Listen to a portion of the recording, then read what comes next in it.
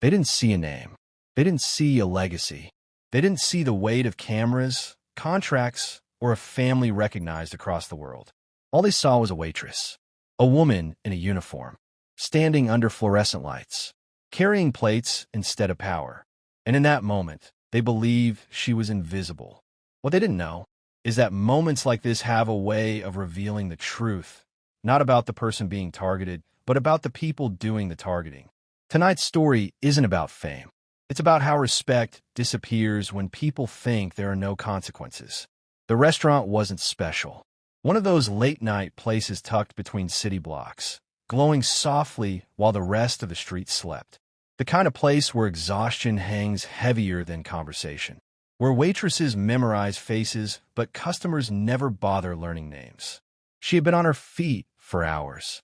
A double shift, short staff, the usual complaints, cold food, slow service, too much ice, not enough attention. She handled it all with the same quiet professionalism. Smile when required, silence when possible. She moved with efficiency, not weakness, though many confuse the two. Then the door opened. 6 men walked in together. Not loud at first, not aggressive, just confident in a way that comes from believing you own the room the moment you enter it. Expensive watches, heavy jewelry, eyes that scanned, not admired. They chose a table near the center. Power likes visibility.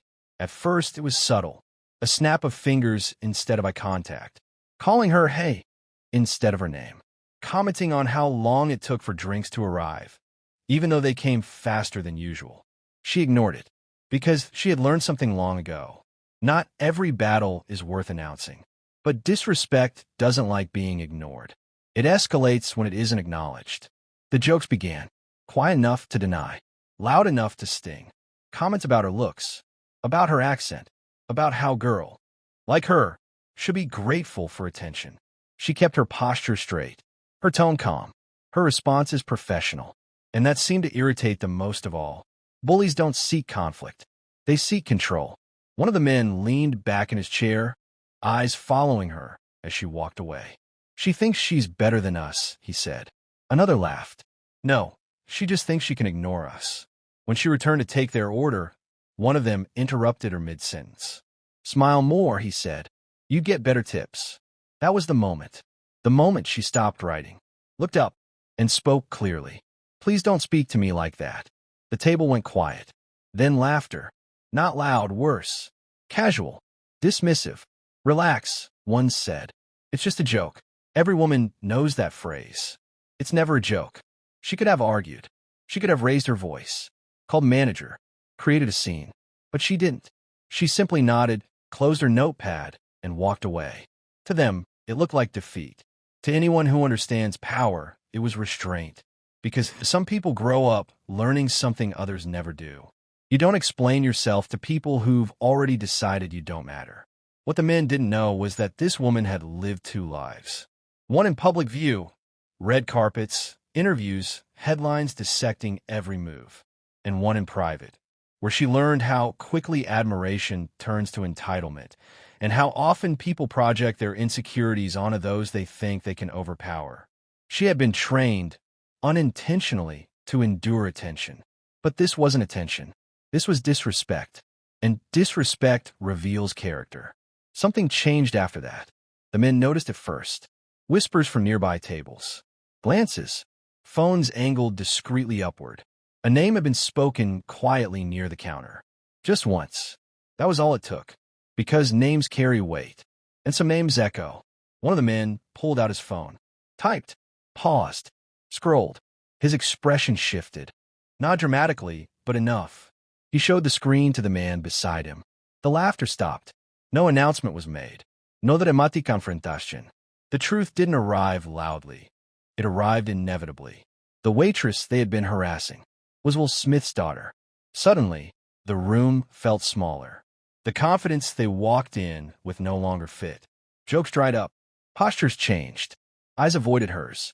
Power had reversed. Not because she demanded it, but because they recognized it too late. Here's the part people misunderstand. They didn't feel bad. They felt exposed. Fear crept in where arrogance once lived. Fear of cameras. Fear of headlines. Fear of consequences they hadn't considered when they believed she was nobody. That's the uncomfortable truth beneath the veil. Respect didn't arrive because she deserved it. It arrived because of who she was connected to. She didn't gloat. She didn't confront them. She finished her shift. That was it. Because dignity doesn't need an audience. And power doesn't always look like retaliation. Sometimes it looks like walking away knowing exactly who you are, even when others don't. This story isn't about celebrities. It's about masks. About how some people treat others based on what they think they can get away with.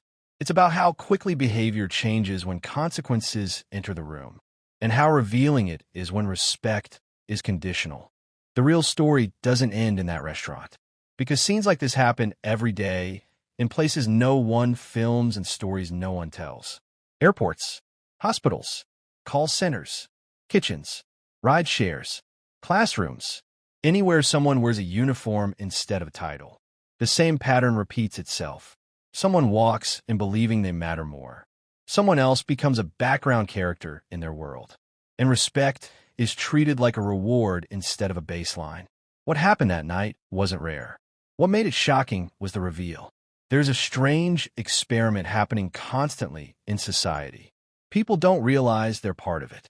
It's the invisibility test. Take away the spotlight. Remove the status. Strip the name. How do you treat the person in front of you then? Because when no one important is watching, behavior becomes honest. And honesty is uncomfortable. The men mistook her silence for weakness. That's common. Bullies expect resistance. They expect emotion. They expect reactions they can feed on. What they don't understand is quiet confidence. Silence doesn't always mean submission. Sometimes it means assessment. Sometimes it means, I already know who you are. The shift didn't happen when they crossed the line. It didn't happen when she asked them to stop. It happened when consequences became visible. That's when tone changes. That's when posture collapses. That's when respect suddenly appears, not from morality, but from fear. And fear-based respect is the most fragile kind. Ask yourself this. If her last name had never been discovered, would anyone have stepped in? Would the whispers have stopped? Would the laughter have faded? Would the story even exist? Probably not. And that question matters more than the reveal itself. Conditional respect is a silent poison. It teaches people that kindness is optional, that dignity must be earned, that some people deserve less simply because they appear smaller in the moment. But the truth is simple. No one is small, only unseen. And invisibility is not consent. Her real power wasn't her name. It wasn't her family.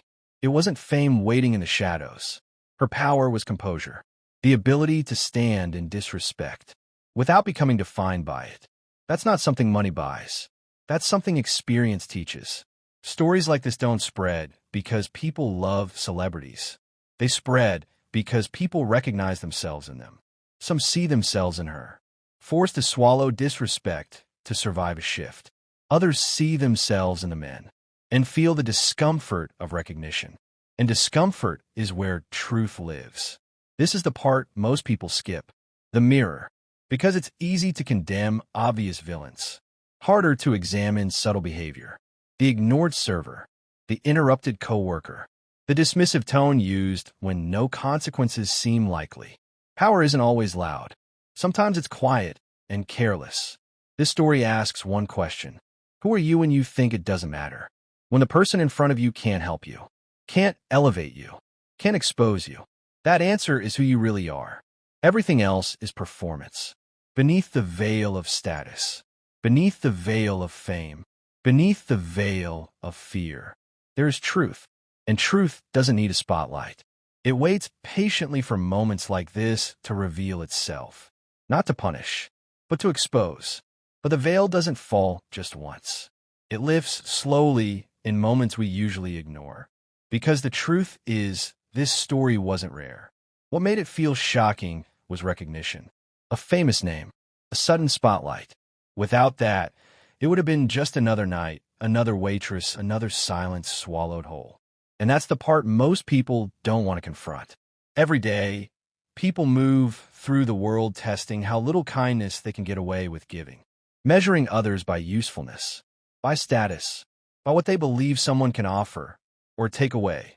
When no consequence exists, behavior becomes honest. That honesty is uncomfortable. It forces a question most people avoid. Would I act the same if I knew nothing about this person? Because respect given only when someone is powerful isn't respect at all. It's self-preservation. The men in that restaurant didn't change who they were. They revealed it. And revelation doesn't require shouting. Sometimes it arrives quietly, through a pause, a phone screen, a name whispered too late. The waitress didn't need revenge. The moment already spoke for itself. Because power that relies on intimidation collapses the second it's exposed to truth. And truth has a way of lingering. Long after the plates are cleared, long after the lights dim, long after the story fades from memory. What remains is the question hanging in the air. How many people are treated poorly simply because no one thinks they matter? And what does that say about the world we're building, one interaction at a time? The veil lifts in small moments. In how you speak, how you wait, how you treat someone who can't do anything for you. That's where the truth lives. And once you've seen it, you can't unsee it. This was never just a story. It was a mirror. And now that you've looked into it, the veil is gone.